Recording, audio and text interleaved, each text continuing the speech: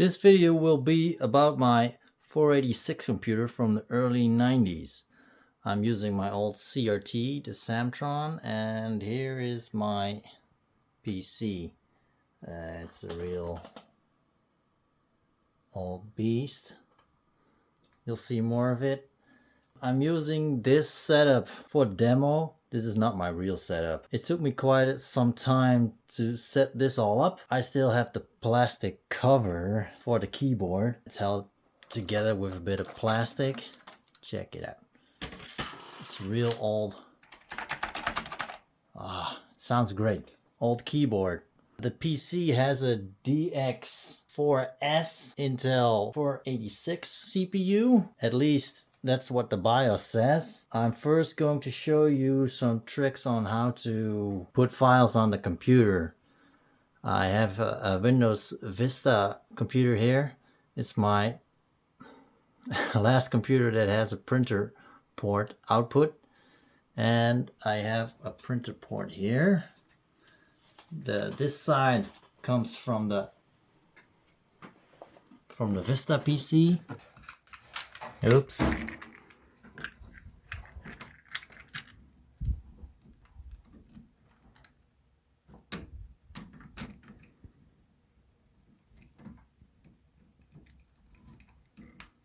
Turn on a light.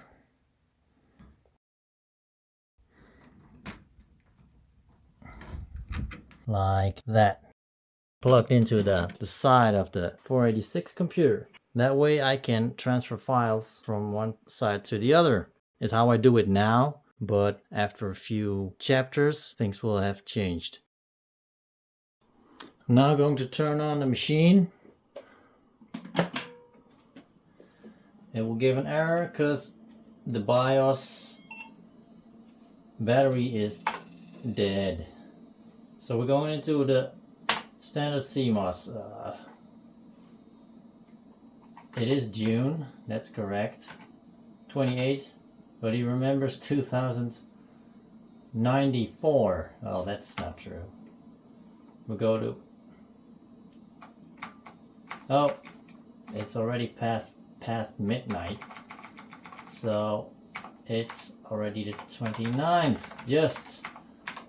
Just 1 minute over. Okay. This one is incorrect. This was one I tried. We have a user. I had to look up these settings.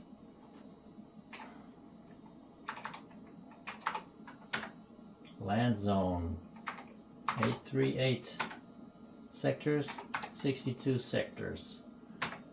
And yes, it found the entry. Okay, these are settings for my hard disk.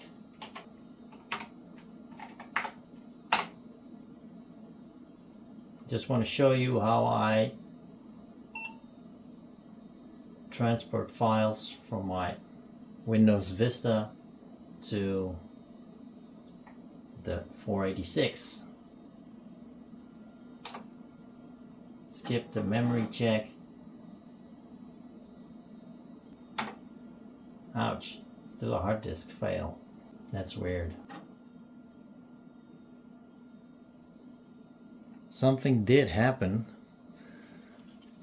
Well, what could we do?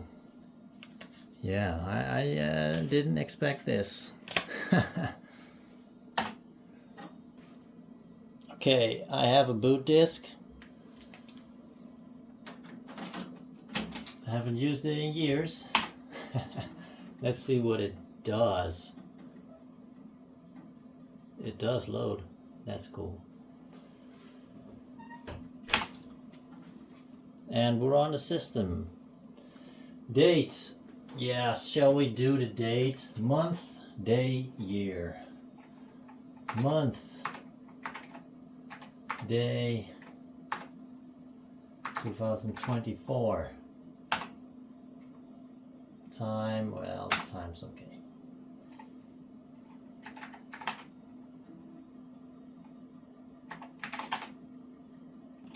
This is a surprise. D drive. No. It doesn't have a hard disk. I guess I'll have to open it after all and see what's going on first before we can even start the project. It turned out somehow I didn't reconnect the IDE cable. The IDE, yeah. How? I really flabbergasted. Anyway, let's do a reboot. Yes, okay.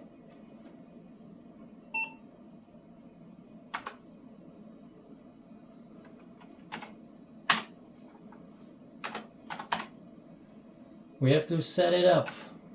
It remembered the date 2024. Well, time. We're 45 minutes later. These settings are all correct. He remembered those, so that's cool. We set this back to AC. It will find the hard drive, so that's okay. And then we do save and exit. Yes. Yes, that's better. All right. For Windows, I will just do option 2.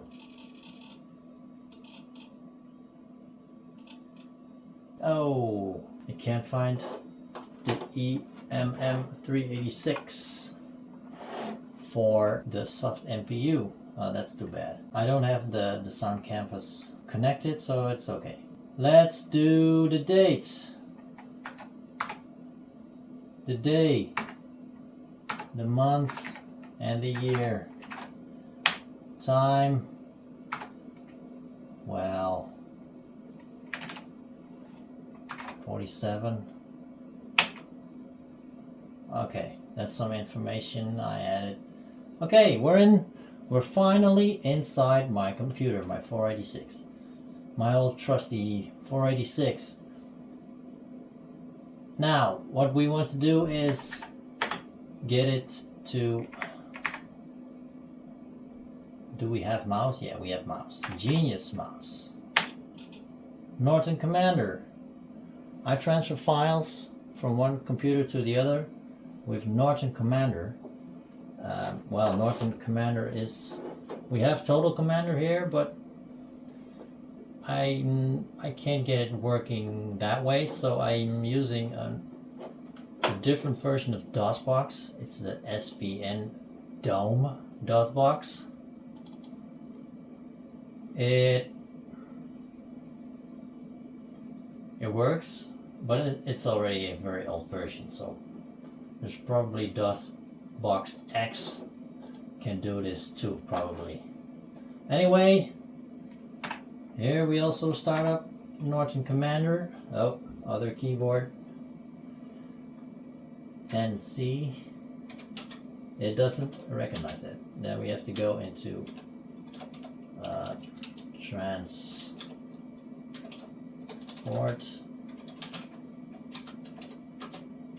Okay. Now what we do is we select the files I want to copy. And it's not from transport. Here I have my real 486 utilities, benchmarks. I want to copy some benchmarks over to this one. We don't have a folder called benchmarks or anything. We have a system and we have tools, so we could add it here.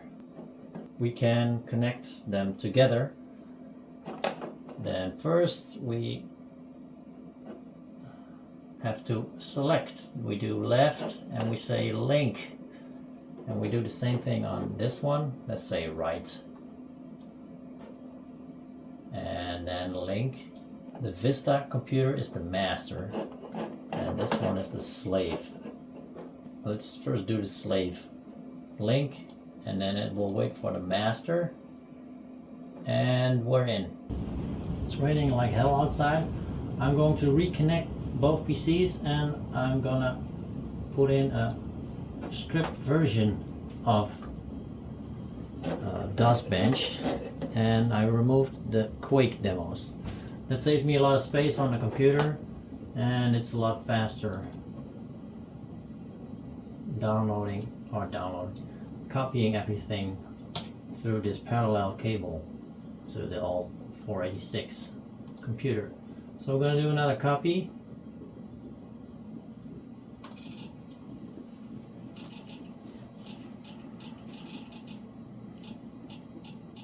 I will now copy all the files over to the 486.